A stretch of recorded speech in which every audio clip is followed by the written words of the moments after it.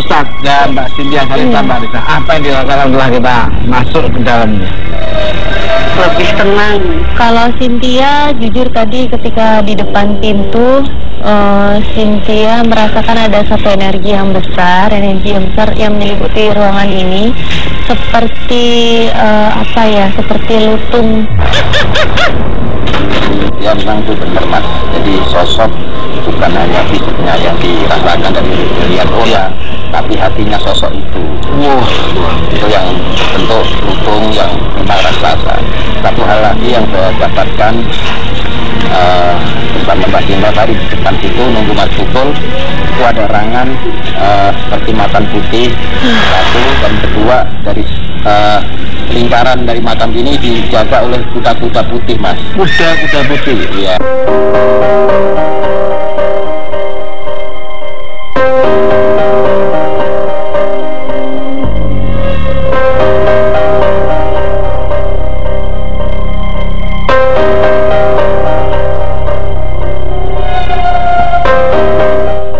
Setelah kita tadi sudah mendoakan, apa yang Kang Soleh dapatkan itu?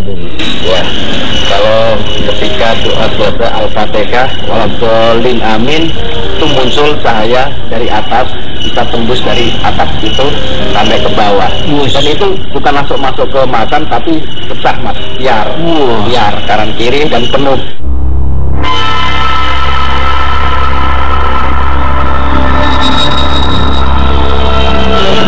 Kalau Cynthia ngerasa seperti terenyuh ya Mas? Terenyuh ya? Apa ya, bahasanya terenyuh aja, kayak ngerasa cahaya itu seperti mengenai Cynthia gitu loh. Oke Mbak Risa, apa? Ya, tadi sebenarnya awal-awal saya agak berkomunikasi, terus saya bilang ini nggak apa-apa, saya cerita. Terus beliau hanya mengangguk, itu artinya mungkin setuju. Nggak tahu Pak, saya sih ngelihat barusan di situ, di sebelah situ ada laki-laki tinggi sekali dengan pakaian kebesaran. Tampan sekali ya, apa yang dikatakan tadi Bapak Ahmad, Aceh tadi, beliau sangat tampan, jadi kayak menggambarkan diri saya juga. Tapi saya nggak bisa tahu itu tuh sebenarnya siapa Mas, jadi nggak yakin. Ya mungkin kita tanya ke Pak Aceh. Kalau gambaran seperti itu ya beliau.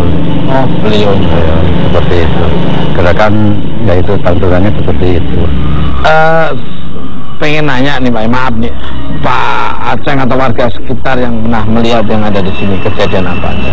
Jadi yang selama hampir 30 tahun menjadi Idul Pelihara ini, 3 kali kejadian yang sangat aneh. Ya, lagi kita berdua kayak tadi Mas, berdua lagi dikir, kira-kira jam ginian lah, jam 4 jam 5. Itu muncul nur atau cahaya dari sini. Jadi kelihatan tiang juga gitu. Kelihatan semua ke atas. Kalau malam itu kelihatan oleh semua para penjara.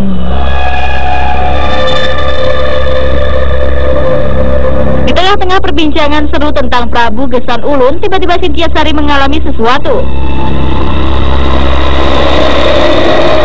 Mbak Risa, apa yang terjadi oleh Cynthia bisa mengalami hal seperti ini? Mungkin Mbak Cynthia sedang melakukan komunikasi dengan salah satu yang ada di sini.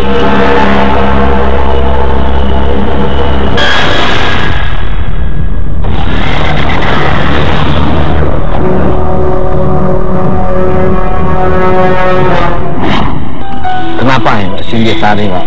Jadi seperti yang dikatakan Mbak Teresa tadi, ada pria yang tampan sekali, berwibawa. Jadi beliau bercerita tentang masa-masa perjuangannya dahulu ketika membela tanah air kita ini, di tanah tercinta ini sini, dan dia begitu bangga walaupun meninggal dalam usia yang mungkin masih tergolong sangat muda.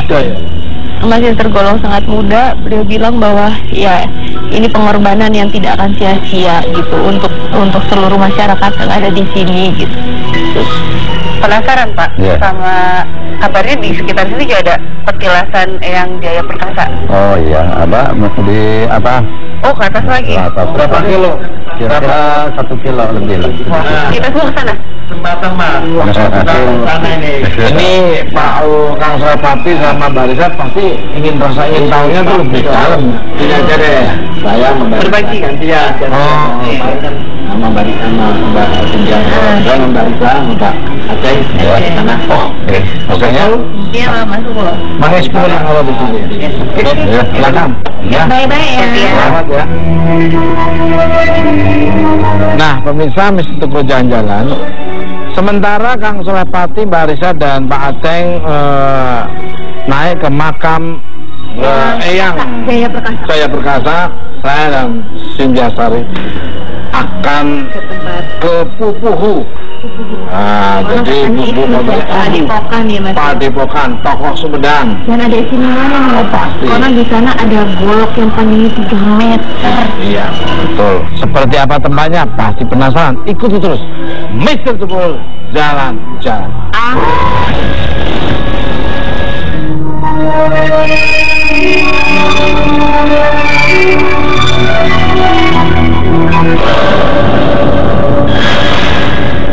Sekitar 2 km dari makam Prabu Gesan Ulun, Mr. Tukul menyambangi makam Mbah Jaya Perkasa. Beliau adalah patih sakti dari telatah Pajajaran yang mengabdi kepada Prabu Gesan Ulun sebagai penerus kerajaan Pajajaran. Eyang Jaya Perkasa meninggalkan sebuah pohon keramat yang bernama Hanjuang. Pohon yang masih berdiri tegak di daerah Kutamaya ini dipercaya sebagai pohon isyarat maju mundurnya Kerajaan Sumedang Larang di masa pemerintahan Prabu Gesan Ulun. Apabila pohon itu mati, maka Sumedang akan tumbang. Namun sebaliknya, apabila pohon itu hidup, Sumedang akan jaya. Kini jejak beliau masih dapat kita lihat di Dayulur dengan peninggalan sebuah menhir yang konon merupakan tongkat yang dipakai Eyang Jaya Perkasa. Selain itu, terdapat sebuah tempat semedi yang dipercaya sebagai tempat moksa beliau. Area makam ini bertambah mistis dengan adanya larangan memakai batik. Pernah ada kejadian beberapa pengunjung yang sengaja memakai batik mengalami celaka.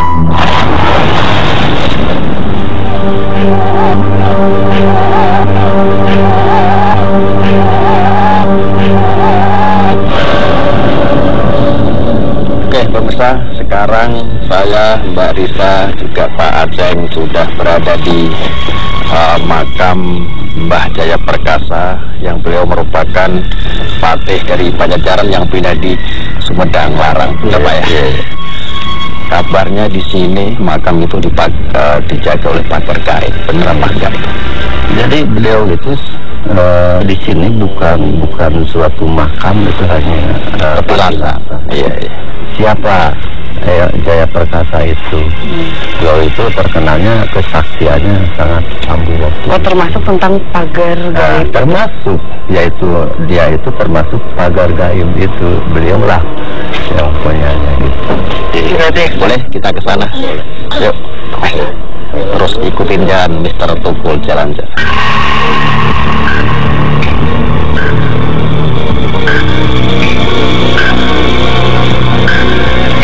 Sampai di sini. Ya, ini pemirsa ada tulisan pakaian batik hanya sampai di sini.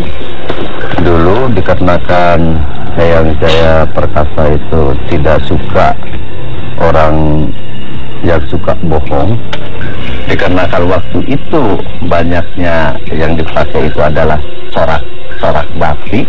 Ya. Makanya orang tua itu udah ada macam-macam batik jangan dibawa ke atas. Pernah nggak ada kejadian orang yang bandel mungkin sampai masuk ke sana pakai batik itu? Kejadiannya itu macam-macam. Ada anak sekolah yang di sini mungkin tadinya main-main gitu pakai pakaian batik gitu, masuk aja ke dalam. Terus dia itu berkata di sini tuh saya nggak apa-apa pakai batik juga gitu. Sombong. Pada akhirnya mau pulang di sana di depan itu perasaannya itu tanah itu seperti ada gempa. Ada gempa, akhirnya dia itu seperti ada yang melempar gitu. Pak Ustadz, ya. Saya pengen sama Pak Ustadz, gimana perasaan Pak Ustadz udah nyampe sini, apa sih yang dirasain? Saya melihat memang ada seperti kerangkeng yang memagarin Itu batasannya saya nggak tahu, cuma nggak terbatas antara kita ke kiri sampai kita ke kanan, itu seperti nggak ada ujung pangkalnya dari batasan itu sendiri, seperti rantai dan ujung. Sama yang saya rasain juga kayak ini, kayak mungkin kalau masuk ke rumah inilah pintu gerbang rumahnya, kayak halamannya gitu. Iya, oke, mungkin kita lanjutkan. Ya. Ya, siapa orangnya? Oke. Darahnya. Sosok batu itu sendiri punya energi yang sangat positif. Di situ saya melihat ada energi yang sangat luar biasa.